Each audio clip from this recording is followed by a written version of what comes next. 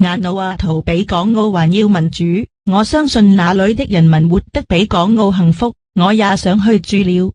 謝謝你的評論、分享並且喜歡我的鏈接。2012年4月1日港生。大家好，我係19才子龐光亞。普選嘅問題，點樣選擇港澳特首嘅最適合人選？揾中國共產黨獨家總代理嘅港澳中聯辦主任。最後答案係港澳中聯辦副主任。係啱嘅。唔拉更嘅問題，以下片段裏邊係邊個國家？瓦努阿圖，比港澳更民主嘅地方。係啱嘅。瓦努阿圖普選國度，比港澳更民主嘅地方。大家好，我係千萬富翁陳啟泰。100萬嘅問題，點樣申請瓦努阿圖嘅永久居留權呢？揾大中華地區獨家總代理嘅太平洋移民顧問。最後答案係太平洋移民顧問。係啱嘅。1000萬嘅問題，以下片段裏邊係邊個國家？瓦努阿圖，我想住嘅地方。係啱嘅。瓦努阿圖 Vanuatu 我想住嘅地方。2012年3月28日，蘋果日報，政府第2把交椅，涉藍批無敵益自己友。澳門一姐面臨刑責。本報訊，特首曾蔭權被指接受富豪款待，惹利益輸送之嫌。而澳門亦有司長級高官被光以謀私，面臨檢察院追究，曾被視為特首熱門。現任行政法務司司長的澳門一姐陳麗敏，01年批准臨時市政局將10幅永久無敵批予同僚及友好。事件2年前被立法會議員揭發，有人屢次出招阻撓質詢。上月法院終於拍板審理，政界推斷陳麗敏難逃問責。記者林子由江國轟動澳門的無敵門風波，上月中獲突破性發展，是當地罕有能曝光的政界醜聞。2010年中，立法會議員高天賜取得物件，揭發陳麗敏於99年回歸前，即將被委任為行政法務司司長時，成功以母親名義向市政廳申請聖薇基墳場永久無敵，價格僅需3萬元，被指有以權謀私之嫌。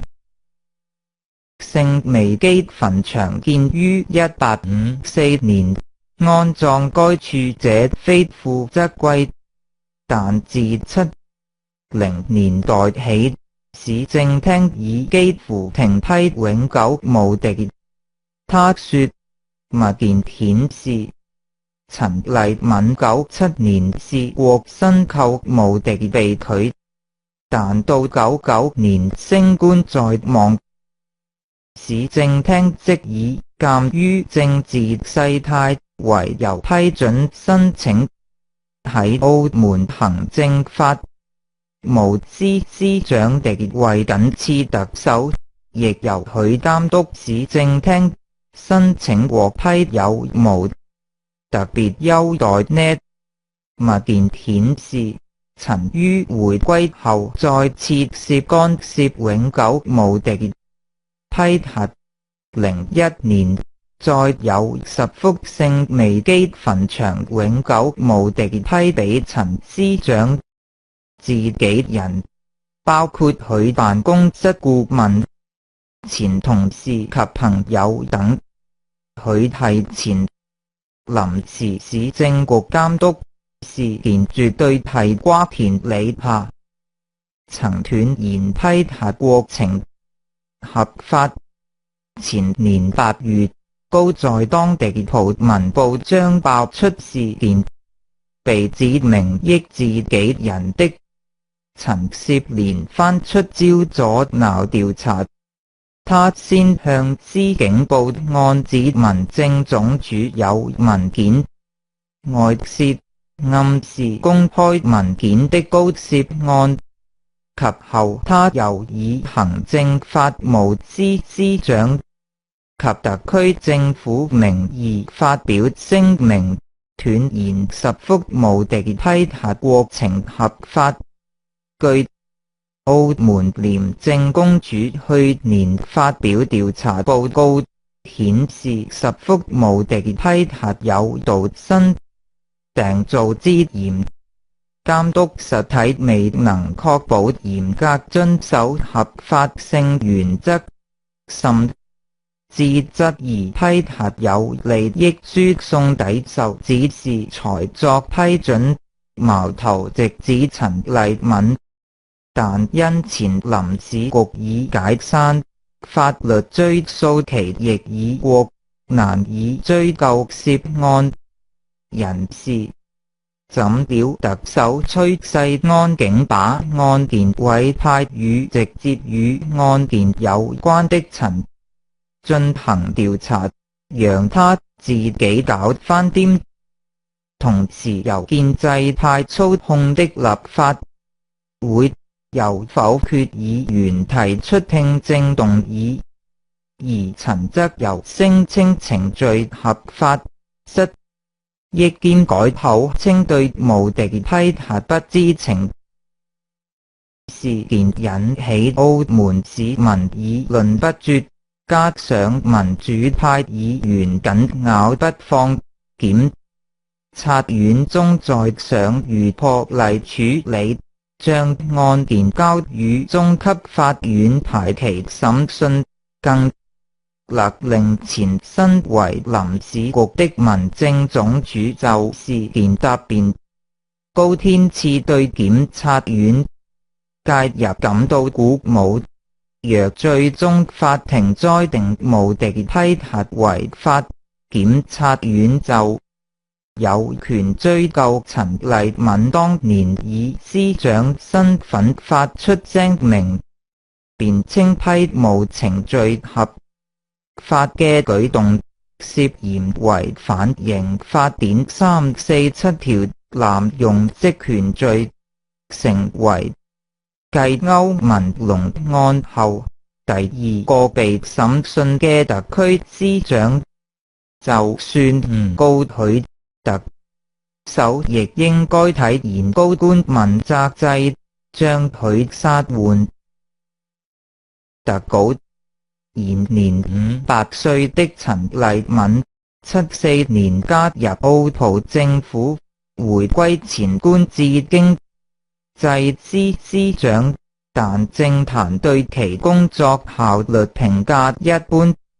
消息人士稱，不過佢好識為自己鋪路，回歸前以到北京進修為由，預早同京官拉關係，傳聞佢因此得到當時國務院港澳辦公室主任嘅魯平關照。極速染紅特首熱門人選，靠籠土生葡人團體迅速染紅的他，回歸後保住司長高職，更獲委任為僅特首一人之下的行政法務司司長。過往靠籠土生葡人團體常於公開互動展示其流利葡語的陳麗敏，回歸後亦非常識做轉講普通話。身為澳門一姐，陳常被批評他在推行法務改革原地踏步，然而這些聲音並無阻止他獲中央賞識。09年澳門進行第3屆特首選舉，陳盛全有機會成為澳門首位女特首。然而基於家底關係，最終還是由出身澳門三大家族之一，現任特首崔世安當選。蘋果記者，澳門首個公共墳場聖薇基墳場，俗稱舊西洋墳場，位於西墳馬路，設於1854年，屬當地古蹟。中間設有稱為聖薇額爾小堂的教堂。19世紀中，大三巴聖保祿墳場飽和，當年澳葡政府便開闢此墳場，讓天主教徒下葬。至20世紀初期才開始給非天主教徒下葬先人，成為澳門首個公共墳場。但自70年代起，市政廳已幾乎停批永久墓地，只曾2次例外批出，一位是前特首何厚鏵父親何賢，另一位是賭王何鴻。新原配黎婉華。每年11月2日的天主教追思節，澳門政府都會在墳場舉行追思彌撒，紀念因公殉職的官員和公務員。謝謝你的評論、分享並且喜歡我的鏈接。2012年3月30日，港生。瓦努阿圖比港澳還要民主，我相信那裏的人民活得比港澳幸福，我也想去住了。謝謝你的評論、分享並且喜歡我的鏈接。2012年4月1日，港生。仍有點獨裁味道的前蘇聯國家烏茲別克烏茲別克斯坦本身已充滿神秘色彩，而首都塔什干 Tashkent 市郊的 Chimkent Mountain 更是神秘中之神秘。據說2000多年前亞歷山大大帝遠征至此，在山洞內埋藏了寶藏。又據說獨裁者卡里莫夫 Karimov 在山上建有豪華別墅。這次來到山上，當然找不到寶藏，又不敢去刺探領導人機密，卻在高山之上找到碧綠動人的避暑天堂。財富、權力未必人人可以共享，但大自然的秀麗景色卻是誰也獨霸不了。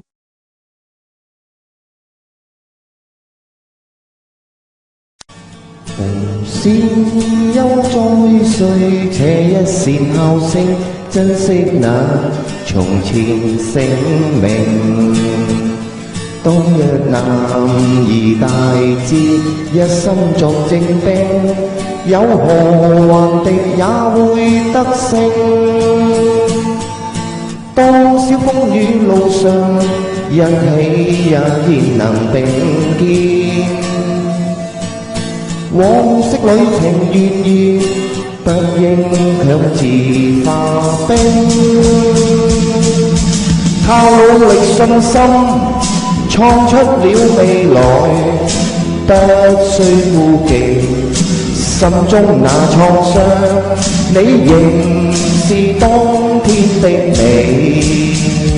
紅絲休再睡，且一線後聲，珍惜那從前姓名。當日男兒大志，一心作精兵，有何患敵也會得勝。多少風雨路上，一起也焉能並肩。往昔裏情願意，不應強自化冰。靠努力信心，創出了未來，不需顧忌心中那創傷，你仍是當天的你。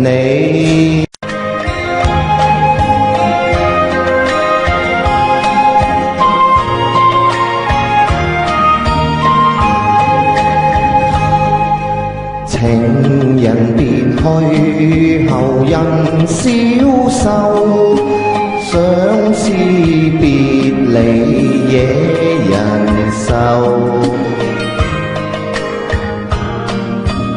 難忘往日情深厚，人心拋棄負情未說緣由。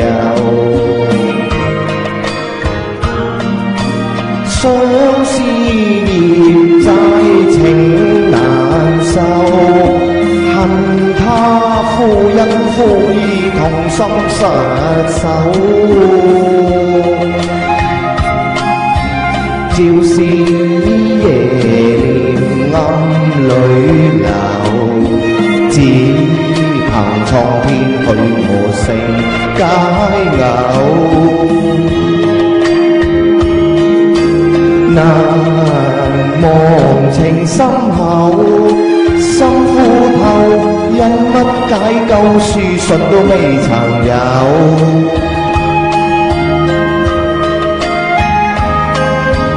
痛恨情慘透，心傷透，因乜解救書信都未曾有。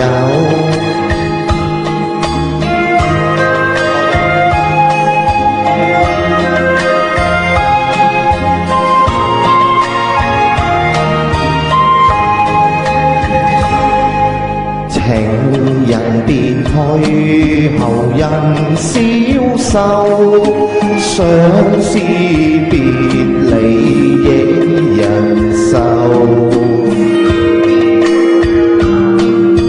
難忘往日情深厚，人心拋棄負情未說緣由。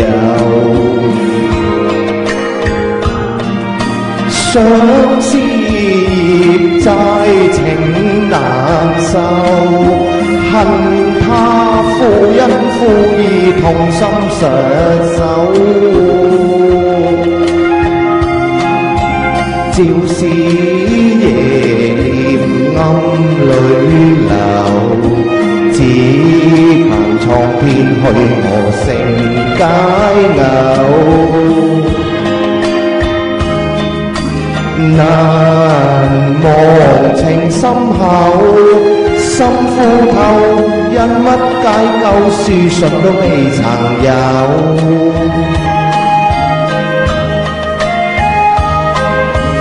痛恨情慘透，心傷透，相思負我斷腸消瘦。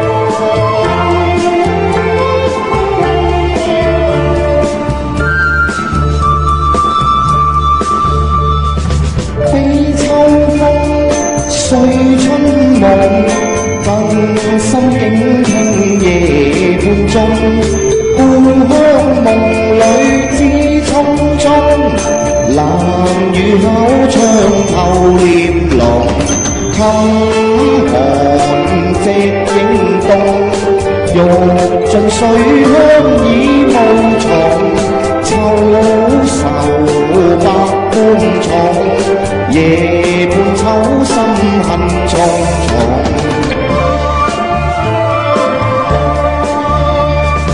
悲秋風，寄春夢，家鄉一切在路中，百花艷美草青葱，蝶抱風飛戲綠蟲，青苗兩溝中，夜半老沙蕊中紅，秋來雪霜凍，謝了春花變殘紅。